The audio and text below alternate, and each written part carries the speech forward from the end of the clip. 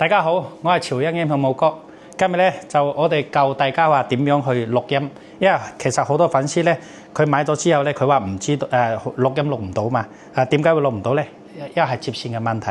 首先咧同大家講下，我哋要錄音咧，因為之前咧好多粉絲都係用個點歌機藍牙，用個藍牙咧去連接我哋呢部機係無線嚟連接。佢連接咗之後咧，佢可以正常唱歌嘅，不過係唔可以錄音。要錄音咧必須要駁線。點解咧？我教大家，我哋要有錄音咧，首先需要兩條線同埋一個轉接頭，呢啲全部都有配埋嘅。大家睇到啦，呢個就係2對2嘅蓮花頭，2對2嘅蓮花頭，同埋一條呢啲咁嘅線，同軸線入邊有配嘅。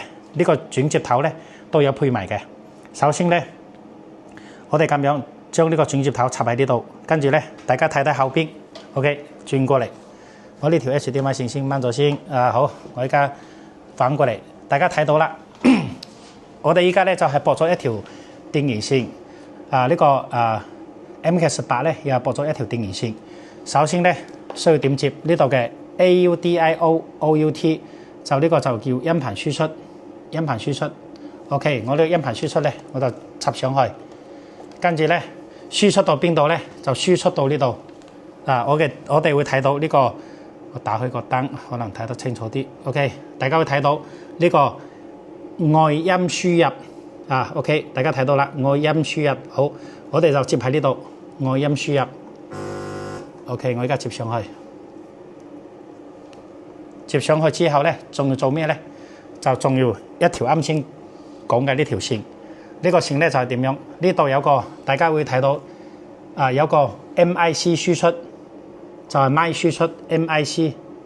睇唔睇到 ？OK，MIC 好，我就接喺呢度呢個位置，跟住咧另外一頭咧就接喺咪1或者咪2輸入，咁樣插落去就得噶啦。就駁呢兩條線之後咧，佢就可以語音點歌又可以錄音，又可以評分。好，我而家示範俾大家睇。好，我 HDMI 線我都駁上去，就電視都會睇到，駁 HDMI 線駁到電視機。駁上去咧之後咧，我哋電視機呢度就信號源選擇，我呢個係 HDMI 2。好，依家就係咁樣咯。OK， 我哋依家線駁好咗啦，我哋依家就同大家講下點樣使用。首先咧你要睇到咧，我哋首先音源選擇呢度一定要切換，喺音源選擇 A 藍牙模式、藍牙模式、U 盤模式、 U 盤、AUX 模式。我哋依家就喺 AUX 呢個模式，佢就有聲嘅啦，就有聲音嘅啦。跟住咧，係嘛？依家就有聲啦。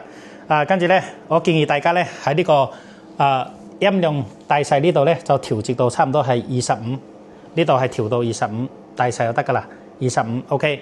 跟住咧，依家係咁樣，我哋個咪咧就係有聲嘅啦，大家聽聽。Hello， 1、2。我哋嘅咪咧，依家係可以喺呢個調音界面，呢度有個調音，呢度係有，你大家睇下，依家混響嘛係嘛？1、2、3，依家冇咩混響啦，係嘛？依家就調到啦。正常咧，我建議大家咧，呢個混響就可以調到大概係28，差唔多。呢個延遲咧調到22，差唔多。呢個咪嘅音量咧，大家要調到20，就調到20。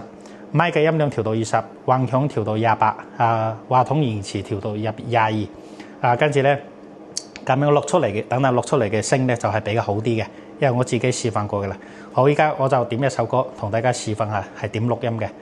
好，我而家點下歌，點一首有面齊嘅 OK， 我而家點咗之後咧，點呢個錄音，點開始錄音。喺呢度就有顯示開始錄音中。我而家嚟試下俾大家聽下。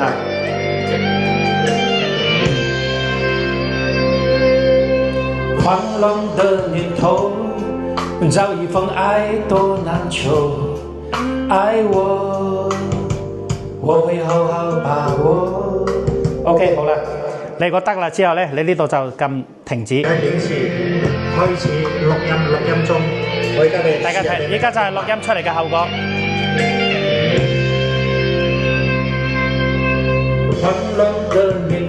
好靚嘅，依家你聽。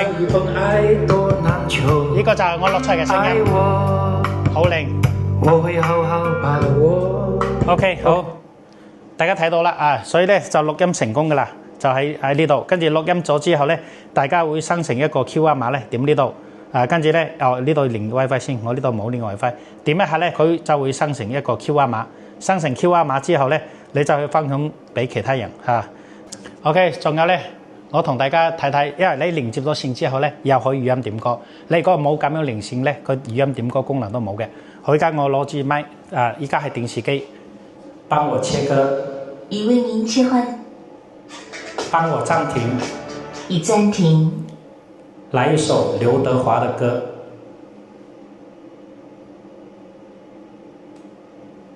已為你長大。就劉德華嘅歌出嚟啦。跟住要邊首？第三首。佢就雷生源即點即出嘅，退出頁面。OK， 呢個點歌功能又得噶啦，仲有咧評分一樣就得噶啦。所以咧有啲粉絲咧買咗之後咧，佢話係呢個錄音功能，呢個譬如呢個語音功能係咪就冇？其實唔係嘅，你一定要駁線，駁線之後咧佢先至好嘅，啲功能先至有嘅。因為點解咧？佢呢兩款佢係分體機嘛，去攞走啊嘛，所以咧一定要駁線。因為點解咧？錄音，但係譬如我同你解釋你就知啦。我哋呢兩個咪咧係音箱呢度配嘅咪，佢唔係點歌機配嘅咪，所以咧呢個咪用佢個咪嚟點講就係嚟語音點歌，你必須係輸出到呢個點歌機，因為呢個錄音啊，呢個語音功能全部係點歌機嘅功能啊嘛，所以你必須要呢個咪輸出接到佢輸入，佢先至會聽到個指令。先至會，大家再睇睇啦啊！後邊駁線就係咁樣。OK， 呢期就呢個功能就介紹到呢度啦。反正後期咧，大家有咩唔明，你去微信我。好，唔該大家，拜拜。